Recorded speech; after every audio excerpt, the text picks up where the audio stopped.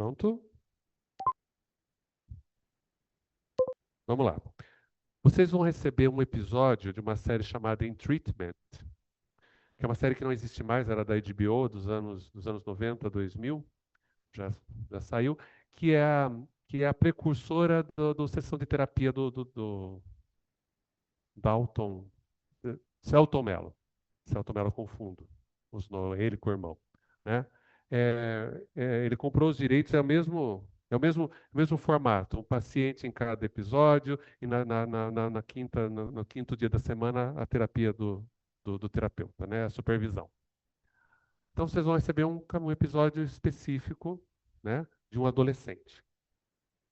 Nesse episódio, é lógico que tem capítulos antes, capítulos depois, mas não se preocupem com o formato, onde eles vão buscar histórias antigas, que já foram faladas, mas eu quero que vocês se, se, se prendam apenas ao que está acontecendo no capítulo.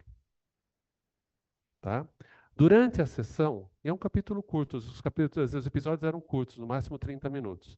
Né? Acho que não dá nem isso. Porque não tem intervalo, deve dar uns 20 minutos. É rapidinho. Durante a sessão, eu quero que vocês observem quais mecanismos de defesa o paciente usa. Né? Veja bem, eu vou dizer para vocês que ele usa mais de uma dezena de mecanismos de defesa. Em 20 minutos, é uma metralhadora de mecanismos de defesa.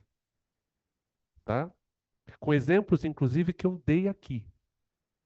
Quem estava atento vai perceber. Tá? Então, é uma metralhadora. O que eu peço nessa avaliação? Que vocês citem 5, apenas 5, não precisa ser 10. Se quiser colocar 10, pode, mas 5 mecanismos de defesa. É só para citar? Óbvio que não. Precisa explicar o mecanismo de defesa? Também não. Não é para pôr mecanismo que nem está aqui. Mecanismo de racionalização. Tentar desculpar e formular. Quero isso, gente. Então, pelo amor de Deus, isso está no slide. Copiar. Mas o que mudou esse mecanismo aconteceu? Em que fala, em que ação do personagem esse mecanismo aconteceu? Aconteceu negação no momento em que ele falou isso ou agiu desta maneira. As explicações são muito simples, tá? Não precisa fazer textão. É muito simples, é uma prova curta, rápida. Cada um vai identificar o que achar ok. Né? Vão ter alguns que todo mundo vai usar muito parecido. Agora, tem alguns que um vai perceber, outro não. Existem mecanismos que dão possibilidade de dupla interpretação. Às vezes vocês vão ver a mesma cena e vão enxergar uma coisa e outros vão enxergar outra. E às vezes os dois estão certos, porque às vezes é uma soma de dois mecanismos. É só isso que eu preciso. É só isso. Não precisa explicar teoricamente o mecanismo. É citar o mecanismo de defesa e o momento, explicar. Eu conheço esse episódio de frente para trás e trás para frente. É só falar, no momento em que o paciente chegou e falou isso, ou no momento que o paciente fez isso, ou no momento que o paciente sentou assim ou assado, eu vi esse mecanismo de defesa. Só isso. Ou a opção de professor bonzinho. Se vocês conseguirem encontrar mais de 5, a chance de tirar uma nota boa é melhor. Porque se você entregar só 5, errou 1 é 8, errou 2 é 6 e por aí vai. Mas é óbvio que se eu perceber que você até entendeu, mas não pegou a totalidade, eu vou. Vocês estão aprendendo. Vocês conheceram isso semana passada. Eu não vou exigir nada que vocês não possam fazer. Né? Então, se encontrar vários, vai listando lá. Se eu encontrei 5, olha que maravilha. Lógico que também vou levar em consideração os que vocês erraram. Então, talvez não sejam 10, sejam 9, sejam 8,5, sei lá. Né? Eu estou disponível a olhar tudo. Só preciso que essa explicação venha. Né? Como está aqui. Na hora, por exemplo, o menininho, caso fosse uma cena lá, o menininho, a mãe falar, mas ele toma leite. Não, mas ele pediu uma madeira. Ah, regressão. É só isso. Não precisa copiar a fala. Não precisa, não, tipo, na hora que ele falou a palavra X, eu percebi que aquilo que ele estava explicando uma situação. Porque ele vai falar, nesse episódio, o rapaz vai falar da vida social dele, da vida sexual dele, ele vai falar da relação com os pais adotivos, porque ele é adotado, vocês vão entender, da relação com a mãe biológica, da relação com o pai biológico. Hum? Então, tem um monte de relações. Naqueles 20 minutos eu falei, é uma metralhadora. Né? Até nos silêncios ele está usando o mecanismo de defesa. Então, às vezes, no momento de silêncio, vocês vão enxergar o mecanismo de defesa. Mas eu estou falando só do paciente. É lógico, tem momentos de resistência, vocês vão ver, vão ter momentos que o próprio terapeuta, de forma não muito adequada, dá alguns cortes nele, né? Ele tem um momento que ele precisa dar um corte, vocês vão entender também. Não se atentem, porque vocês vão ver também mecanismos de defesa até no próprio terapeuta, que ele está usando experiências próprias para dar corte nele. Eu quero só do paciente. Simples assim. Então não precisa dar explicação teórica, porque às vezes eu abro a prova está desse tamanho, porque a pessoa procurou em várias fontes para explicar aquilo, e eu não acho a explicação que eu quero, ele não cita. Daí você pode refazer a prova, criatura, porque eu preciso que você fale um momento. Eu já vi respostas absurdas, absurdas no sentido de, no minuto tal, apareceu, no minuto 5 apareceu um mecanismo de defesa tal. Ele quer que eu corra o vídeo até o minuto. Será que ele quer mesmo que eu vá até o minuto 5 para ver o que ele viu também? Sendo que é só me explicar. Então tem de tudo. Eu acho que eu expliquei, não é pessoal de casa, eu acho que eu expliquei claramente o que eu preciso. Né? Eu tô falando porque eu estou traumatizado com. Eu não vou desistir dessa avaliação, mas eu estou. Oi? Não, porque eu me traumatizei com essa avaliação, já cheguei a pensar em desfazer dessa avaliação. Mas eu acho que é uma avaliação maravilhosa, eu não vou abrir mão disso. Certo? Então é isso. Claro que vocês vão ver algumas coisas que são um pouco antigas, porque o episódio é virada dos anos 2000, né? Acho que foi até 2010, 2012 que tinha são várias temporadas. Então tem coisas que estão meio fora de data, mas tudo bem, isso não importa. Entra no universo e está tudo certo. Tá? É um modo americano de atender, né?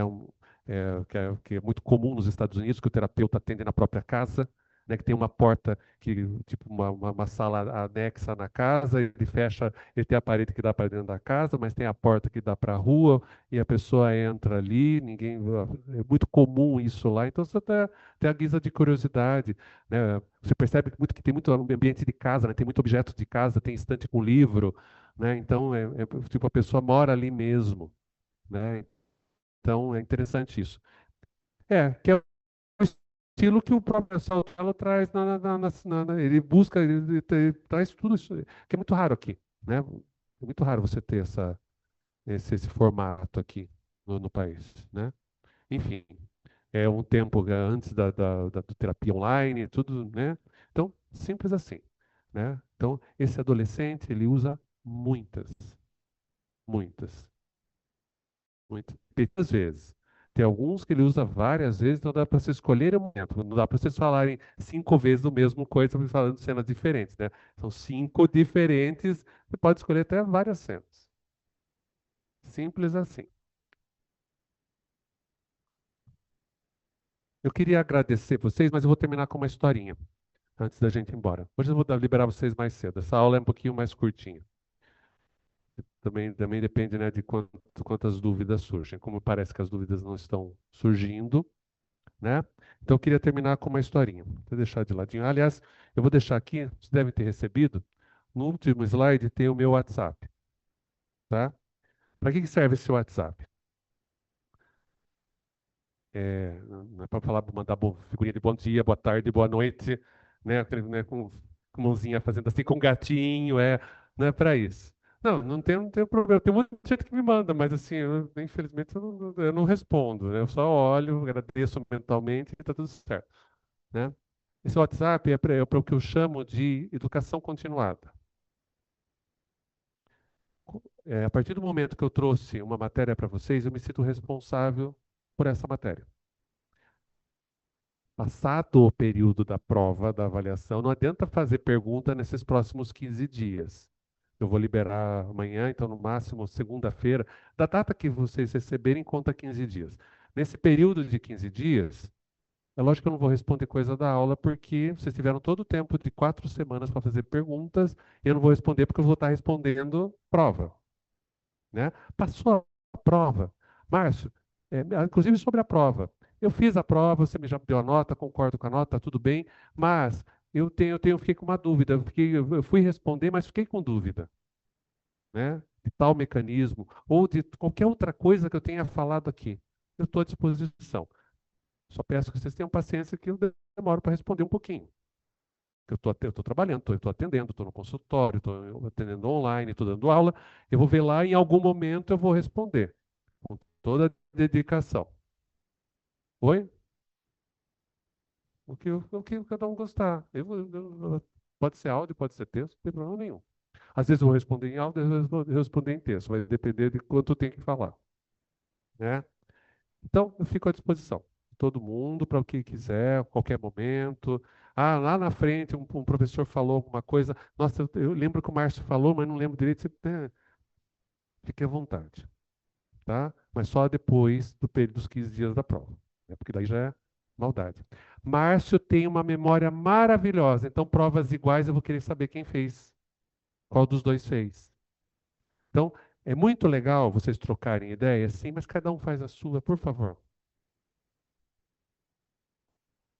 Tô falando, trocar ideia é maravilhoso. Fazer grupo de discussão, sensacional. Cada um faz a mesma prova, faz a sua prova, tá? Porque assim, o Márcio tem uma memória muito boa. Se eu começo a ver frases parecidas, eu falo assim, quem está fazendo essa prova, né? Então, sabe, é o aprendizado de vocês. Porque depois, dentro do consultório, o Márcio não está lá para explicar. Você está vendo esse mecanismo de defesa aqui? Né? O supervisor vai tentar fazer isso por vocês, mas é temeroso quando a coisa já está acontecendo, né? Então, vamos aproveitar, é treinamento. Assistam, façam um grupo para conversar, para discutir. Ah, eu percebi isso, eu percebi aquilo. Daí cada um, dentro do que entendeu, responde, certo? Belezinha?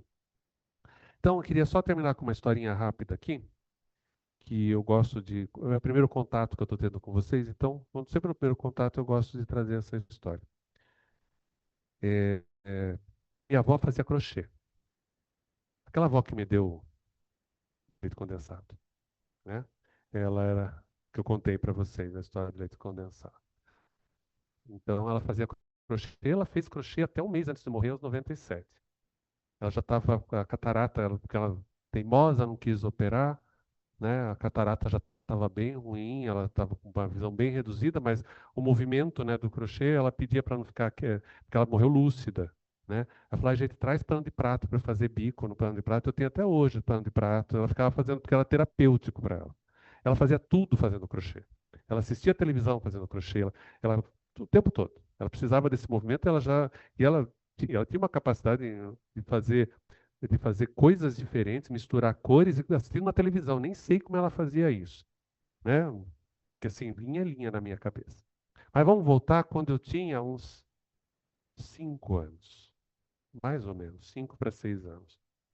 Eu morava vizinho, né? Morei vizinho da minha avó até a adolescência, né? Na verdade, meu pai comprou o terreno ao lado da casa da minha mãe e construiu a casa. Daí minha mãe só saiu do portão e entrou no outro, né? Inclusive, a gente tinha um portão que ligava os dois quintais, né? Então, de vez em quando, minha avó, como pessoa oriunda da guerra, né? Minha avó não desperdiçava nada. Não desperdiçava nada mesmo, nada. O lixo dela, da minha avó, era tão enxuto, lixo de comida não existia. Ela dava, só não aproveitava, aliás, aproveitava até casca para algumas coisas. O lixo alimentar dela era muito, muito pobre, porque assim ela aproveitava tudo.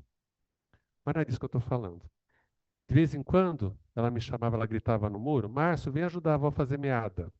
Alguém já ouviu essa palavra? O que que é uma meada? Ninguém ouviu o que é uma meada? Eu já vou explicar para vocês. Quando você tem uma peça de crochê, como a blusa que ela trouxe, ou uma toalha, né? Às vezes minha avó fazia alguma blusa para minha mãe, e minha mãe mudava de peso, daí ela levava para minha mãe, olha, mãe, não está servindo mais. Ah, daqui que eu faço outra coisa. Então ela desmanchava aquilo, né? Só que quando o fio, uma vez crochetado, tricô também, né? Mas eu estou falando de crochê porque é a história dela, né? Uma vez crochetado, ele passa a ter memória, memória de forma. Quando você desmancha, se você pegar a ponta do seu casaco e for puxando, você tem um fio todo emaranhado. Mas não é um emaranhado certinho, é um emaranhado todo torto porque ele foi se adequando àquele ponto que foi feito. Então não dá para você reutilizar neste momento. Então você tem que fazer uma meada. O que é fazer uma meada? Você pega uma pessoa que fica na tua frente nesta posição assim. Então ela sentava na poltrona e botava eu sentado no tapete na frente dela. E para fazer eu ficar quieto, ela ficava contando história. Então o que ela fazia? Ela pegava a ponta do coisa e prendia aqui. Falava assim, segura firme. Apertava com o dedão aqui. E fica com a outra mão assim, fica firme. Ela sempre repetia isso, fica firme. Ela ia desmanchando e enrolando na minha mão. Então, por que fica firme? Porque o fio tem que esticar. Para mim era brincadeira, mas para ela era uma ajuda, né? Então, e daí ela ia fazendo, né? Quando ela terminava, isto que estava na minha mão era uma meada, ou seja, era um novelo desmanchado, refeito, certo? Então tinha uma meada na minha mão. O que que ela fazia com isso?